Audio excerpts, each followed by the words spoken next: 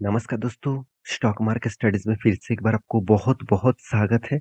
तो आज यहाँ पे मैं डिस्कशन करने वाला हूँ एक ऐसे कंपनीज के बारे में जो देखा जाए तो बैंकिंग इंडस्ट्री से बिलोंग करते हैं। साथ ही साथ ये एक प्राइवेट बैंक भी है और इंडिया के टॉप 5 रैंकिंग में इसका नाम भी आ जाता है। तो इंडिया में टॉप 5 रैंकिंग में जितने सारे बैंक हैं, उनमें से नंबर 1 कौन है? एचडीएफसी है। उसके बाद कौन है? आईसीआईसीआई बैंक है। उसके बाद है कोटक सिक्योरिटी बैंक, उसके बाद है एक्सिस बैंक, उसके बाद है इंडसइंड बैंक। तो मैं इस पाँचों बैंकों में आज जिसके बारे में बात करूँगा, इसका नाम है एक्सिस बैंक। तो एक्सिस बैंक के बारे बारे में आज बात करूँगा क्योंकि बहुत सारे दोस्तों ने कमेंट भी किए थे, सर इस कंपनी के ऊपर आपने जो टेक्निकली चार्ट पैटर्न में ब्रेकआउट का लेवल बोला था, वो लेवल ब्रेकआउट हो चुके हैं। तो अभी हमको क्या करना है, एंटी तो ले चुका हूँ। देखिए मैं आपको बहुत बार बोलता हूँ, आप स्टडी करके हमेशा एंटी लीजिएगा। आपको मैं हमेशा एजुकेशन पर्पस में वीडियो डालता रहता हूँ। यहाँ पे कोई बाय एंड सेल का रिकमेंडेशन नहीं करता हूँ।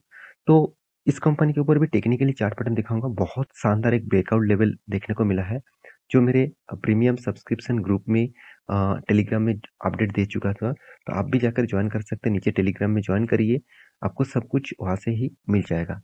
तो चलो वीडियो को शुरू करने से पहले मैं रिक्वेस्ट करूंगा, अभी तक चैनल को सब्सक्राइब नहीं किया तो जरूर कर लीजिएगा। अभी तक टेलीग्राम को ज्वाइन नहीं किया तो जरूर कर लीजिएगा। साथ ही साथ आप हमारा हमारा नया सीरीज शॉर्ट वीडियोस को देखना चाहते हैं तो जाकर जरूर चेकआउट कर सकते हैं। तो चलो देख लेते हैं आज के स्टॉक के बारे में। तो देखिए कंपनी का नाम है क्या? Axis bank. आप इस कंपनी का एक मंथ चार्ट पैटर्न देखेंगे तो कुछ खास परफॉर्मेंस शायद आपको ना दिखे। 6 मंथ में आपको 27% के आसपास रिटर्न देख चुके हैं। तो कंपनी अच्छा खासा एक मोमेंटम दिखाया, करीबन-करीबन 27 से 28% के आसपास यहाँ पे रिटर्न देखने को मिला। 1 साल में करीबन 31% के आसपास रिटर्न दिया, 5 साल में करीबन 64% के आसपास रिटर्न देखने को मिला और मैक्सिमम चार्ट पैटर्न कर दूँ तो 27,000% का रिटर्न देखने को मिला। तो कंपनी 27,400% का रिटर्न दे चुके हैं। तो जब से कंपनी स्टार्ट हुआ तब से लेकर कंपनी में एक अच्छा खासा पोटेंशियल देखने को मिला। हाँ, कंपनी में बहुत ज़्यादा वोलेटिलिटी है। यहाँ पे जो गिरावट का माहौल है, आपको लग रहा है कि सर यहाँ पे यार कितना गिरेगा? देखिए यहाँ पे मैं टॉप लेवल से अगर डाउन लेवल तक देखूँ तो अराउंड अराउंड आप देख सकते हैं 60-70% के आसपास गिर चुके थे। देखिए कोई भी स्टॉक अगर 70% तक गिर जाता है ना, तो जितने बड़े-बड़े इन्वेस्टर है उसका भी हालत खराब हो जाता है। फिर भी उस कंपनी के ऊपर अगर भरोसा है, उस कंपनी का फाइनेंशियल, फंडामेंटल, बिज़नेस के ऊपर अगर भरोसा है, तो उस कंपनी के ऊपर आप टिके रह सकते हैं और जितने सारे लोग टिके हुए थे और आज उसको मल्टी बैगर रिटर्न मिल चुके हैं। देखिए 27,000 रिटर्न कोई छोटा-मोटा तो रिटर्न नहीं है, कितने बड़े रिटर्न आप सोच सकते हैं। करीबन-करीबन आपका फंड कितना गुना कर चुके हैं। तो चलो इस कंपनी के बारे में आज डिस्कस क्यों करूंगा क्योंकि कंपनी के पिछले दिनों में Q3 का रिजल्ट आया था। मैं आपको हमेशा बोलता हूँ, आप जिस कंपनी के ऊपर निवेश करके रखे हैं और जिस कंपनी के ऊपर निवेश करना चाहते हैं और जिस कंपनी के ऊपर स्टडी करना चाहते हैं, तो उस कंपनी के कुछ डेटा देखे ना देखे, हमेशा कोई ना कोई क्वार्टर रिजल्ट आएगा। साल में 4-4 वक्त क्वार्टर रिजल्ट आते हैं। उस रिजल्ट को प्लीज ध्यान से देखना, वहां से आपको बहुत सारा इन्फॉर्मेशन मिल जाएगा। तो चलो मैं इस कंपनी के भी रिजल्ट आपके सामने डिस्कस कर लेता हूँ। तो यहाँ पे देख सकते हैं कंपनी का जो रिजल्ट है वो आपके सामने आ चुके हैं और रिजल्ट के बारे में बात करूँ तो कंपनी का रिजल्ट जो है वो लाखों में है। तो लाखों में हो करोड़ों में हो, आपको मैं फिगर आउट दिखाऊंगा, उस फिगर से आपको जरूर सब कुछ पता चल जाएगा। तो देखिए टोटल कंपनी का इनकम, टोटल इनकम कितना हुआ? कंपनी का इनकम इस बार जो हुआ करीबन आप देख सकते हैं 26,89,000। तो पिछले बार कितना था? 24,180,000। पिछले साल में कितना था? 21,101। तो यहाँ पे देखिए एक अच्छा खासा ग्रोथ हुआ। अगर इसको मैं करोड़ों में कन्वर्ट कर दूं तो करीबन करीबन आपको जो चीज देखने को मिलेगा 26,891। पिछले बार कितना था?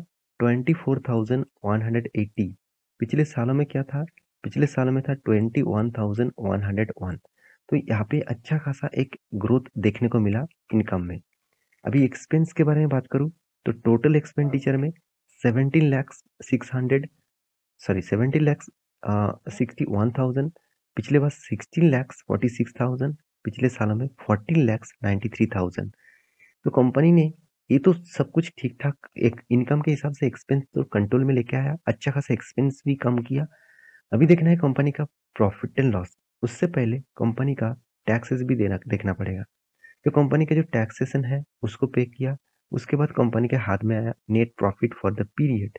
तो net profit for the period आप देखेंगे तो यहाँ पे आपको देखने को मिलेगा करीबन-करीबन 5,85,000।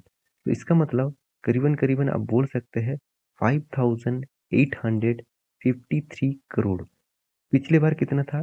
5,329 करोड़। पिछले सालों में कितना था? 3,614 करोड़। तो ओवरऑल फिगर आप जो चीज़ देखने को मिला, ईयर ऑफ ईयर भी ग्रोथ हुआ एंड क्वार्टर ऑफ क्वार्टर भी ग्रोथ हुआ। तो एक अच्छा खासा रिजल्ट यहाँ पे देखने को मिला और इसी के कारण आज स्टॉक में कितना शानदार मोमेंटम देखने को मिला है, आप देख सकते हैं। तो एक पॉइंट आपको हमेशा रिजल्ट में देखना है, वो है कंपनी का प्रोविजन। प्रोविजन जितना बढ़ेगा उतना ही कंपनी के लिए खतरा होगा, क्योंकि प्रोविजन का मतलब है कंपनी ने जो पैसा मार्केट में दे के रखा है लोन के हिसाब से, उस पैसे से कितना पैसा वो उठा पाया है। तो आप देखेंगे तो प्रोविजन के मामले में करीबन-करीबन 1437 इस बार देखने को मिला और पिछले बार कितना था? करीबन-करीबन 549 करोड़ का। पिछले साल में कितना था? 1334 करोड़ का। यहाँ पे थोड़ा-सा मुझे वीकनेस देखने को मिला क्योंकि साल भर में भी बढ़ चुके हैं और क्वार्टर में भी तो बहुत ज़्यादा बढ़ चुके हैं। तो प्रोविज़न जो कम होना चाहिए था, वहाँ पे प्रोविज़न करीबन-करीबन डबल ट्रिपल के आसपास यहाँ पे ग्रोथ देखने को मिला। अभी नेट एनपीए के बारे में बात करूँ, तो एनपीए किस तरीके से ग्रोथ हुआ वो आप देख लीजिए। परसेंटेज के हिसाब से बात करूँ तो एनपीए के बारे में बात करूँ तो 0.47% के आसपास है। पिछले बार 0.51 के पास आसपास था। पिछले सालों में 0.91 के आसपास है। तो इसका मतलब एनपीए कंपनी ने अच्छा खासा कंट्रोल में लेके आया। तो मैं बहुत बार बोल चुका हूँ, इस बैंक ने एक काम हमेशा अच्छा करते हैं, वो है कंपनी का एनपीए, मतलब नॉन परफॉर्मिंग एसेट, जिसको सबसे ज़्यादा कम करना चाहिए। अगर उसको कम कर पाए तो कंपनी का प्रॉफिट मार्जिन बढ़ सकता है। तो यहाँ पे एनपीए अच्छा खासा यहाँ पे कम कर चुके हैं, तो एक बहुत बड़ी बात है। इसीलिए आज के दिन मार्केट में इस कंपनी को थोड़ा सा मोमेंटम देखने को मिला। अभी और एक पॉइंट आपको हमेशा देखना चाहिए, वो सबसे ज़्यादा इम्पोर्टेंट पॉइंट है, वो है कंपनी का कर्जा। कंपनी का कर्जा किस तरीके से अभी कंट्रोल में है वो देख लीजिए। बोरिंग। तो कर्जे के बारे में बात करूँ तो कंपनी का जो पिछले बार का जो कर्जा था, उससे कंपनी का कर्जा कम हुआ, मगर पिछले सालों में जो कर्जा था, उस कर्जे से कंपनी का कर्जा अभी भी ज़्यादा देखने को मिला। तो कंपनी का जो कर्जा है, साथ ही साथ कंपनी का जो लायबिलिटी है, यहाँ पे देख सकते हैं आदर्स लायबिलिटी एंड प्रोविजन। मतलब लायबिलिटी मतलब पैसा देना पड़ेगा। पैसा किसको देना पड़ेगा? देखिए जितने सारे लोग सेविंग अकाउंट में, करंट अकाउंट में पैसा रखे हुए हैं इस बैंक में, तो उसको तो देना पड़ेगा। वही बैंक के लिए एक लायबिलिटीज है। साथ ही साथ प्रोविजन मतलब जो बैंक ने जो लोन बांटे हैं, उस लोन के कितने पैसे वापस नहीं आया, उसको बोला जाता है प्रोविजन। तो उस हिसाब से देखा जाए, कंपनी का जो यहाँ पे जो परफॉर्मेंस है, वो परफॉर्मेंस खराब, मतलब अभी खराब देखने को मिला इस बार में। तो और एक पॉइंट हमेशा बैंकिंग के ऊपर देखना है, वो है रिटेल बैंकिंग। देखिए रिटेल बैंकिंग जितना ज़्यादा रहेगा उतना ही बैंकिंग के लिए पॉजिटिव है, क्योंकि रिटेल बैंकिंग के माध्यम से ही बैंक के हाथ में पैसा आता है।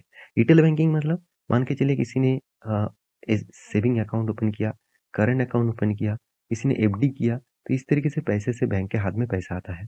यहाँ पे देख सकते हैं करीबन करीबन 23 लैक्स अराउंड आप बोल सकते हैं 2319 सॉरी 2000 नहीं 23 करीबन करीबन 23,190 के आसपास करोड़ का टोटल यहाँ पे कैश हाथ में आया। पिछले बार कितना था? करीबन 21,830 के आसपास और पिछले साल में कितना था? 18,335 करोड़ के आसपास।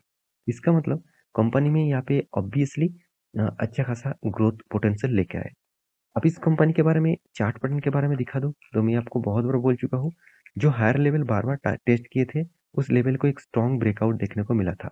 मगर स्ट्रॉन्ग ब्रेकआउट में एंट्री ना होने के लिए मैं आपको हमेशा कहूँगा, यहाँ पे आपको टेक्निकली चार्ट पैटर्न में टेलीग्राम में आपको दे दिया था और वो भी आप नीचे जाकर ज्वाइन कर सकते हैं टेलीग्राम में और वो भी प्रीमियम सब्सक्रिप्शन आप ले सकते हैं। यहाँ पे देख सकते हैं रिकवरी किया और उसके बाद देखिए रिवर्सल करके जो ब्रेकआउट यहाँ पे देखने को मिला, वही ब्रेकआउट के ऊपर एंट्री यहाँ पे मैं खुद कर चुका हूँ as a swing trading traders के लिए।